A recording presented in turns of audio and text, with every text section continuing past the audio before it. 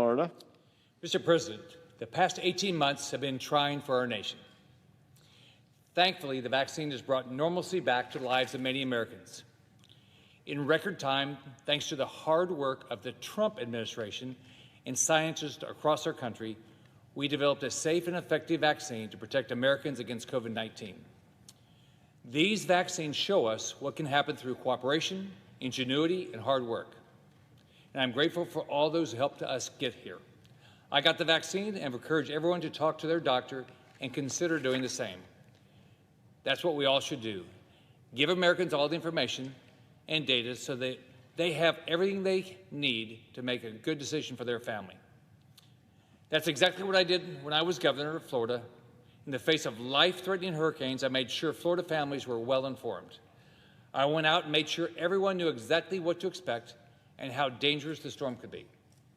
But I didn't issue mandates because that's not what government should do. When I was governor of Florida, we had the Zika healthcare crisis, which impacted newborns. Rather than placing mandates on pregnant women or restricting their travel to areas with local transmission of Zika, we simply informed Floridians, worked to be as transparent as possible, and offered free Zika testing to all pregnant women in Florida. Unfortunately, the Biden administration has gone in the complete opposite direction. The White House has tried to use the new OSHA guidance to create fear, push another round of trillions of dollars in reckless, wasteful spending, lock down our nation, close our schools, and kill the economy that so many Americans have worked so hard to preserve and protect.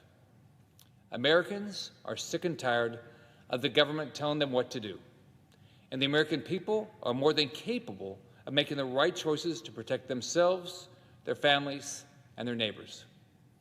As families and businesses in Florida and across the U.S. continue to work hard to recover from COVID-19's devastation, travel is critical to get our economy fully reopened. America's truckers, shippers, pilots, and delivery men and women play an important role in delivering the goods needed to keep our economy going.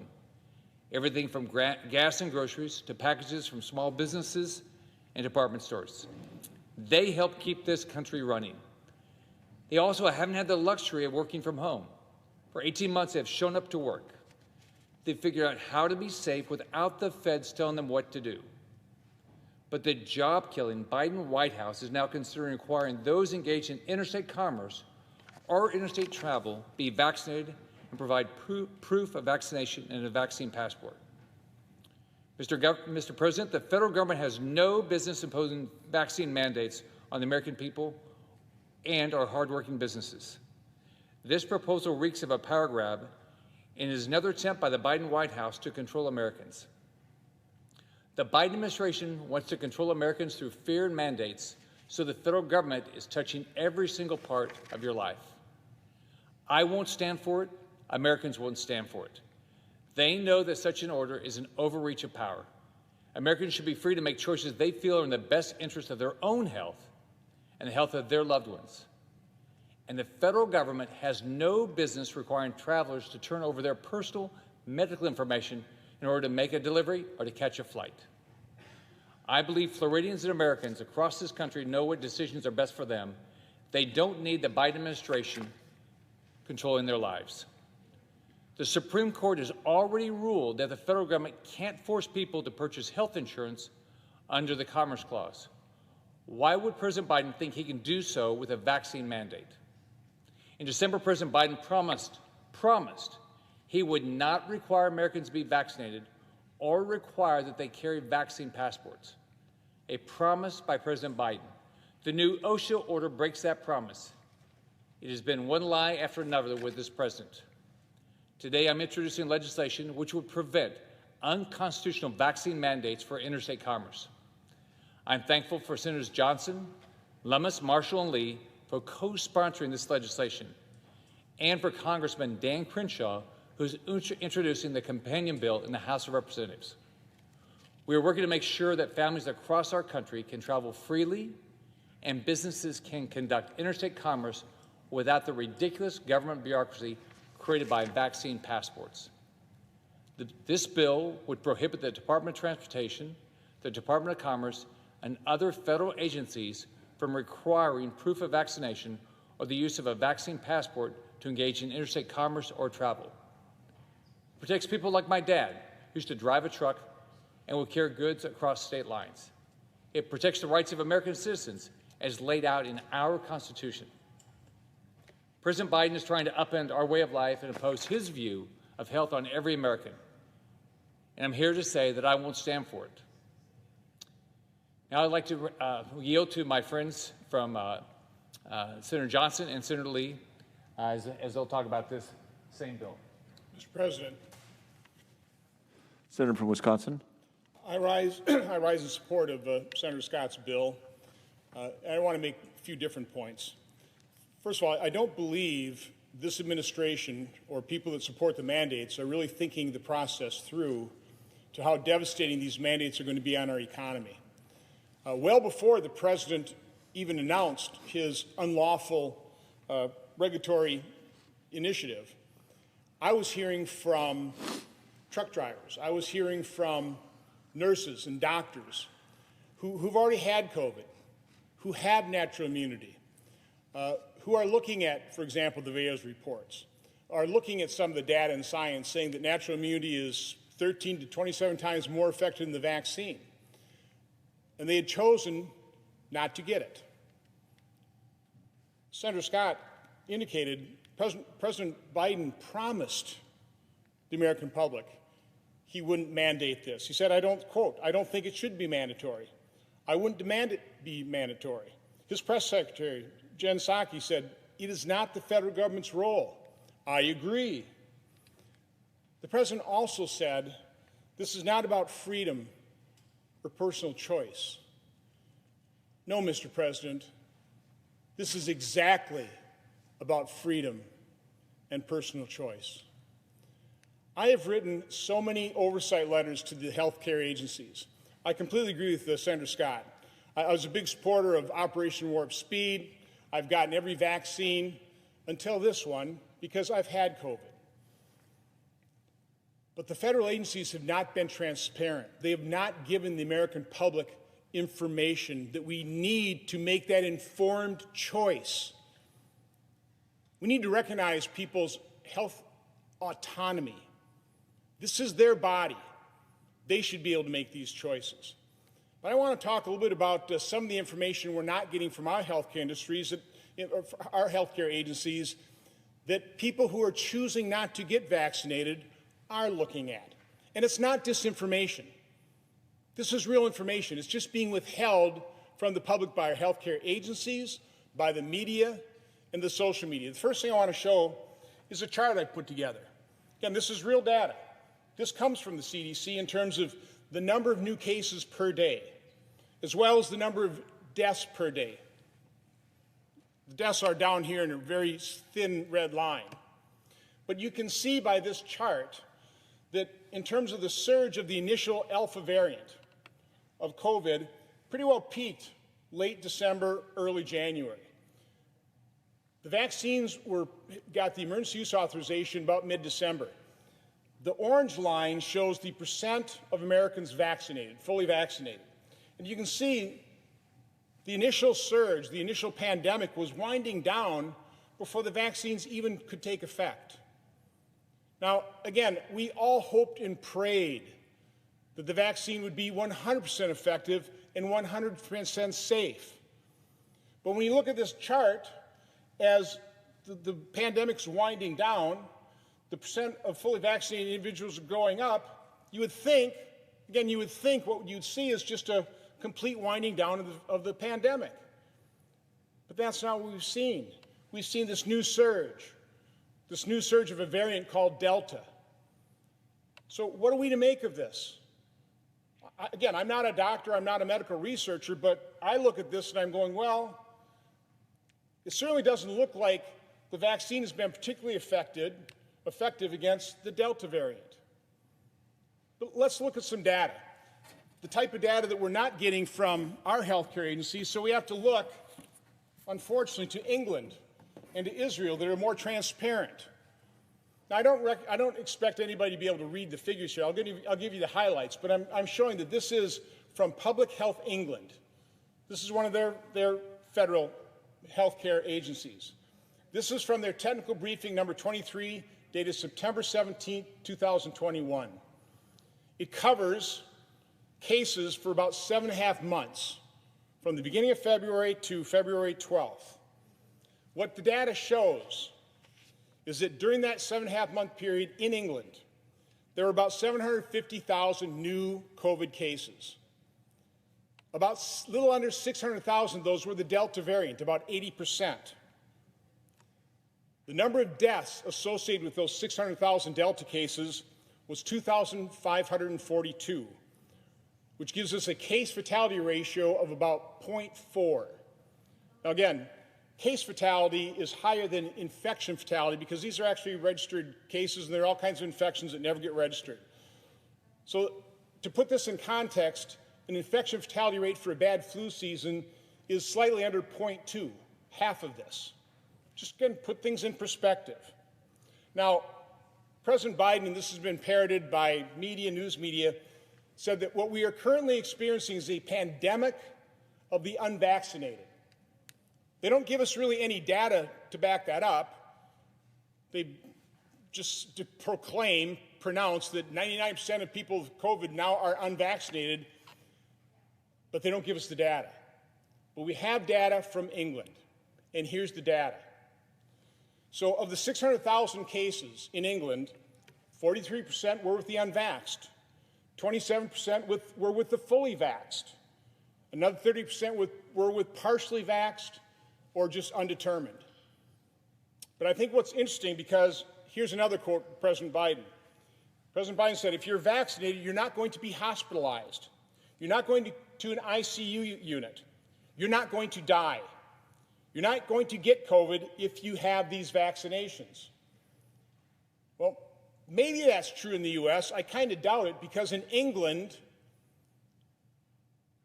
of the 600,000 new cases of Delta, of the over 2,500 deaths, 63% of those deaths, 1,613 people were the fully vaccinated.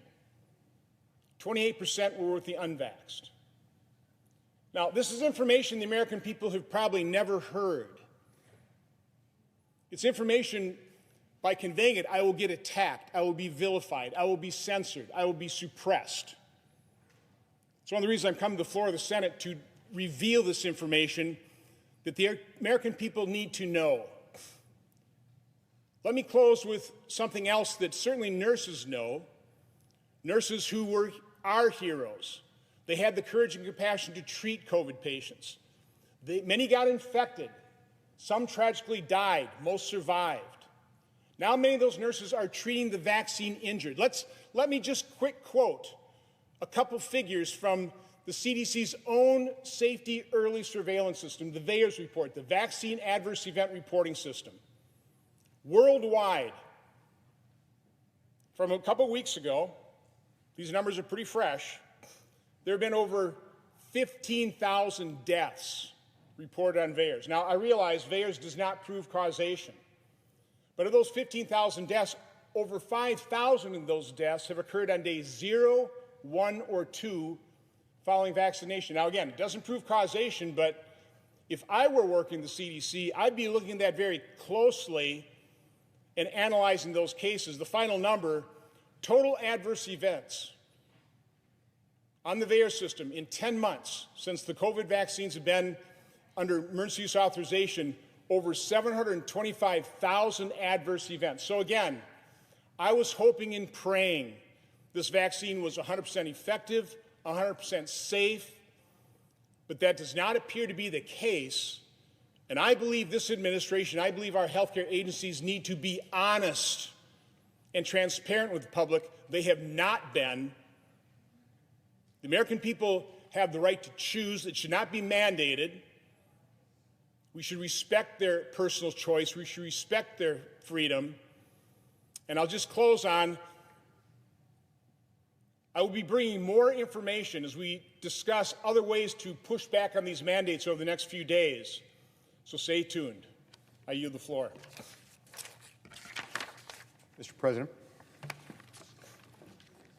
Senator from Utah. During this pandemic, the people of the United States have seen the federal government intrude into their lives more frequently and more completely than ever before. President Biden didn't make any pretense about this. He didn't mince any words. He didn't sugarcoat it. He didn't even try to hide behind any veneer when he spoke to the American people. He said, quote, "Our patience is wearing thin," close quote. This 5-word expose of the president's thinking is deeply troubling. It's not the kind of sentiment you ever want expressed within a free republic, not from the chief executive. To say our patience is wearing thin, that might be something that you say of a foreign adversary. It might be something you say of a subordinate within government, someone who reports up to the president. It's not something you say of the people who in our system collectively are the sovereign. It's only by the consent of the governed that our government has its legitimacy, and to denigrate the American people that way, it's not consistent with who we are. It's not consistent with our form of government. So I find that 5-word admission of how he views the American people worrying in its own right. But I find it nothing short of horrifying that he, as if acting as some sort of omnipresent nanny state disciplinarian executive, he's now set to plunge even more deeply into the everyday lives of the American people. We're here today to remove one of the options from the unconstitutional buffet of strong-arm executive tactics used by President Biden in connection with COVID-19. Requiring proof of vaccination for interstate travel would create millions of second-class Americans, and it would make all Americans subject to a form of government and a type of power to which we are not accustomed, and that's really ill-suited for our constitutional structure. The Constitution itself protects Americans from this type of action.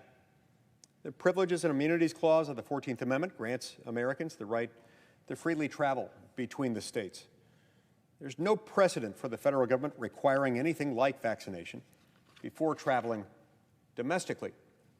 There's no precedent because there's no legitimate federal power in this area to begin with. It's important to remember that the federal government doesn't have what we call general police powers. These are the basic powers of government that are there to protect life, liberty, and property, and to focus on things like health, safety, and welfare. You see, state governments retain this general police power. Remember that James Madison in Federalist 45 described the powers given to Congress as few and defined, and those reserved to the states as numerous and indefinite. The Founding Fathers understood what general police powers were. They deliberately, consciously, intentionally, and with very good reason did not give those powers to the federal government. And so as a result, the federal government doesn't possess, under the Constitution, the ability to pass laws or regulations of this sort. No, in our system of government, our national government, this federal government, has to pass only those laws that are within these powers that are few and defined, those enumerated in the Constitution. The President of the United States, under our Constitution, does not, moreover, have any kind of unilateral lawmaking authority whatsoever. So this power is not federal in the first place.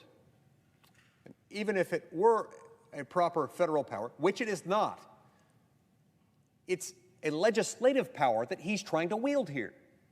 Only we can give him that. Only we could enact legislation. Article 1, Section 7 makes very clear if you're going to change the legal status quo, if you're going to establish policy at the federal level that will carry the force of generally applicable federal law, you've got to be acting within one of Congress's enumerated powers. But more importantly here, under Article 1, Section 7, you've got to have passage in the House, you've got to have passage in the Senate of the same legislative vehicle, followed by presentment to the President of the United States. That formula hasn't been followed here. We have no federal law on this as a result of that. You know, we thankfully got rid of a king back in 1776. We have never gone back to that. We haven't ever looked back and longed for the Union Jack. We shouldn't be anxious to convert the presidency into a type of monarchy, even if it's a mini monarchy. Beyond the constitutional problems, requiring vaccine passports for domestic travel within the United States would place a huge burden on not only the American people, but also on airlines and on other businesses that are already hard hit by the pandemic. Multiple major airlines have already expressed their concerns with a vaccine passport mandate. Look, the last thing the American people need is more mandates and restrictions, preventing them from making their own reasonable decisions. Americans deserve to be able to make a living and to be able to engage in interstate commerce and to travel interstate without mandates, making them choose between providing for their families and undergoing a medical procedure against their will. Mr. President, I ask unanimous consent for permission to complete my remarks. Is there objection? Without objection. That is why I'm fighting President Biden's existing mandate and fighting against future intrusions by the executive branch into the lives of Americans. The bill offered by my friend and colleague, the senator from Florida, would ensure that federal agencies cannot attempt to impose vaccine requirements for interstate travel or commerce. I'm proud to be here in support of this bill. I'm proud to defend Americans and their constitutional rights. I hope we can protect millions of our fellow citizens and the American way of life by passing this bill. Senator from Florida. I ask that I, Senator Cantwell, and Senator Cortez Masto be allowed to complete our remarks before the vote. Is there objection? Without objection. Mr. President, under no circumstances should the federal government attempt to mandate these vaccines and require proof of vaccination in order to conduct business. Small business owners who are trying to restart their businesses, families trying to take vacations, and truckers who are getting back to work shouldn't have to choose between living their lives and meeting President Biden's demands. As if in legislative session, I ask unanimous consent that the Senate proceed to the immediate consideration of Senate 2895, introduced earlier today. I ask unanimous consent that the bill be considered read a third time and passed, that the motion to reconsider be considered made and laid upon the table.